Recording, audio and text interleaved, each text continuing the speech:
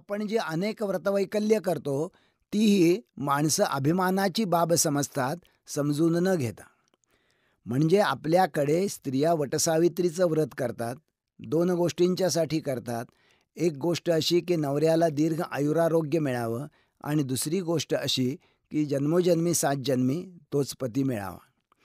खरं म्हटलं तर ज्याप्रमाणे सावित्रीने यमराजाकडून सत्यवानाचे प्राण परत आणले, ते हे व्रत करणाऱ्या स्त्रियांच्या बाबतीत जर होत असतं, तर आम्हा डॉक्टरांची फार सोय झाली असती. आम्ही हॉस्पिटलच्या दारामध्ये एक वडाचं झाड लावलं असतं आणि ज्या वेळेला पेशंटला ऑपरेशनला घेतलं असतं, त्यावेळी त्याच्या बायकोच्या हातामध्ये एक सुताची गुंडी दिली असती आणि तिला सांगितलं असतं की तू झाडाभोवती सूत गुंडाळ, तू हे व्रत कर आणि त्याच्यामुळे दुहेरी फायदा आहे. एका बाजूला आमचं ऑपरेशन, दुसऱ्या बाजूला तुझं व्रत. डबल इंजिन लावूया, कशाने का विना, पण निश्चित प्रकारे गुण येईल. परंतु हे सगळं कळत असताना देखील आजही सुशिक्षित स्त्री या सर्व प्रकारची व्रतं, विशेषतः वटसावित्रीचं व्रत करते. आणि कसं करते? म्हणजे वडाची झाडं आता कुठंतरी गावाच्या बाहेर असणार आणि ती मुंबई पुण्यामध्ये शहरात कुठं मिळणार?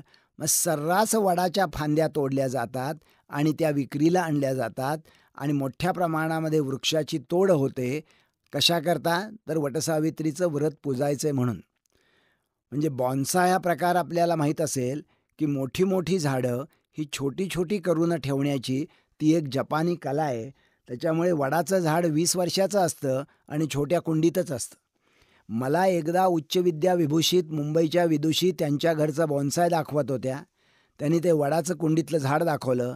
त्या म्हणल्या की डॉक्टर, या वडाचं झाडचं वय 22 वर्ष आहे, पण त्याचा एक मोठा फायदा होतो. तो म्हणजे आमच्या या बिल्डिंगमधल्या बायका वटसावित्रीच्या दिवशी दुसरीकडे कुठंही न जाता माझ्या घरी येतात आणि या वडाच्या झाडाची पूजा करतात. मी त्यांना म्हटलं, याचा अर्थ एवढाच की तुमच्या झाडाचा बॉन्साय तर आहेच, पण तुमच्या कॉलनीमधल्या किंवा बिल्डिंगमधल्या महिलांच्या बुद्धीचं बॉन्साय देखील झालेलं आहे. असं बोललेलं लोकांना आवडत नाही. याचं कारण असं की लोकांना असं वाटतच नाही की आपल्या ज्या रूढी परंपरा आहेत त्या आपण ज्ञानाच्या प्रकाशामध्ये तपासाव्यात.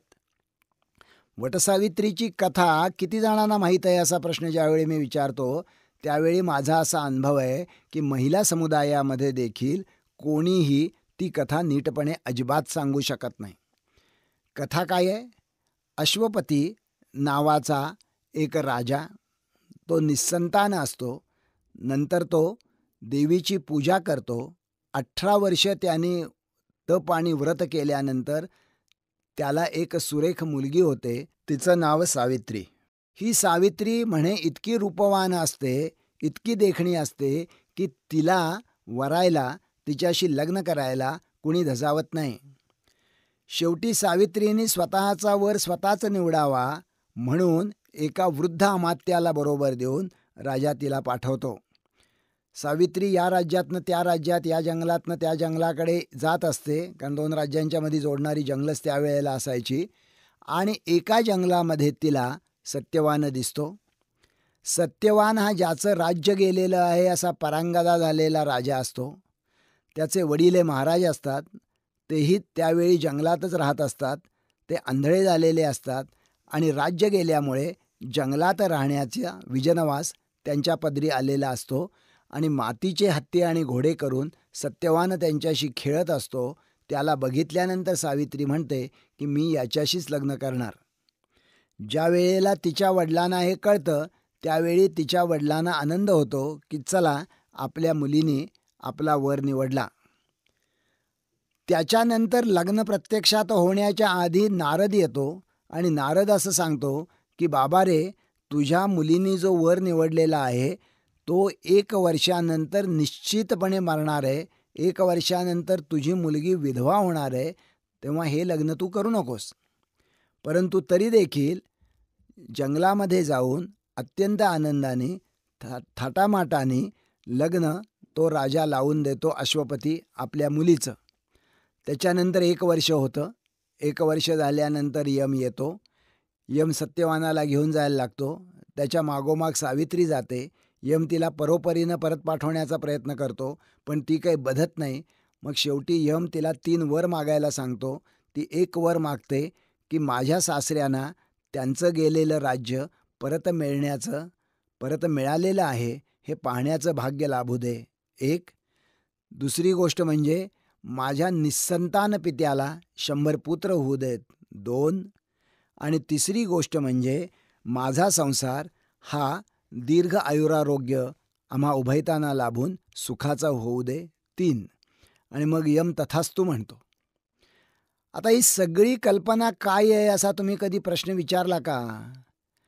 आजच्या आधुनिक कालखंडामध्ये आपल्याला एक अत्यंत देखणी मुलगी आहे आणि तिच्या लग्नाला जर येत नाही आहेत चटकन सांगून लोक, तर वडील स्वतः आणखी व्यापक प्रयत्न करेल का एका वृद्ध अमात्याला घेऊन तिलाच देशोदेशी स्वतःचं स्वयंवरासाठी पाठवेल? त्याच्याही पेक्षा महत्त्वाची गोष्ट अशी की 1 वर्षांनी जर नवरा मरणार आहे असं निश्चितपणे कळलं तर ते कळू शकताच. कुणी जर येऊन सांगितलं की अहो तुमच्या घरी हे लग्न तुमच्या मुलीचं ठरलंय, पण तुम्हाला माहीत आहे का की त्यांच्या लिव्हरचा अमुक डॅमेज असलेला आजार आहे, ते 1 वर्षाच्या वर जगणार नाही आहेत, तर ते लग्न ती मुलगी करेल का आणि तिचे आईवडील ते करू देतील का? किंवा मुलींनी कधी असा विचार केलेला आहे का की जो आपला नवरा हा आजच्या काळामध्ये बोलायचं तर धंद्यामध्ये पूर्ण इस्टेट गेलेली आहे म्हणून एका झोपडपट्टीमध्ये राहतोय आणि ज्याचा आंधळा बाप त्यालाही आपल्याला सांभाळायचं आहे, त्याच्याबरोबर ती मुलगी लग्न करेल का? आणि लग्न करतो म्हणली तर तिचे आईबाप कर म्हणतील का? आणि समजा आईबापांनी लग्न लावूनच द्यायचं असलं तर प्रत्यक्षात जो राजा होता अश्वपती, त्याने ते लग्न जंगलात का लावून दिलं? त्यांनी ते लग्न राजधानीमध्ये का नाही लावलं? आणि ते लावल्यानंतर त्यांनी मदत का नाही केली की आपल्या जावयाला आणि आपल्या व्याह्याला आणून आपल्या राजधानीमध्ये ठेवायचं? हे प्रश्न देखील हे व्रत करणाऱ्या लोकांना पडत नाहीत. याचं कारण असं, हे सगळं जे घडलं याचं महत्त्वाचं कारण असं की ज्या मुलीला भाऊ नाही तिचं लग्न त्या काळामध्ये व्हायचं नाही. त्यामुळे हिचं लग्न होणारच नाही आहे, कसं का असेना, पण एकदा हिचं लग्न तरी होतंय म्हणून तिचं लग्न लावून द्यायला बाप उत्सुक होता. लग्न करायला कदाचित परंपरेच्या दडपणाने ती उत्सुक होती. ही परंपरेचं दडपण इतकं जास्त होतं की तिने जे मागितलं ते काय मागितलं? पहिली गोष्ट मागितली की स्वतःच्या सासऱ्यासाठी. दुसरी गोष्ट मागितली म्हणजे स्वतःच्या वडिलांसाठी. तिसरी गोष्ट मागितली स्वतःच्या नवऱ्यासाठी.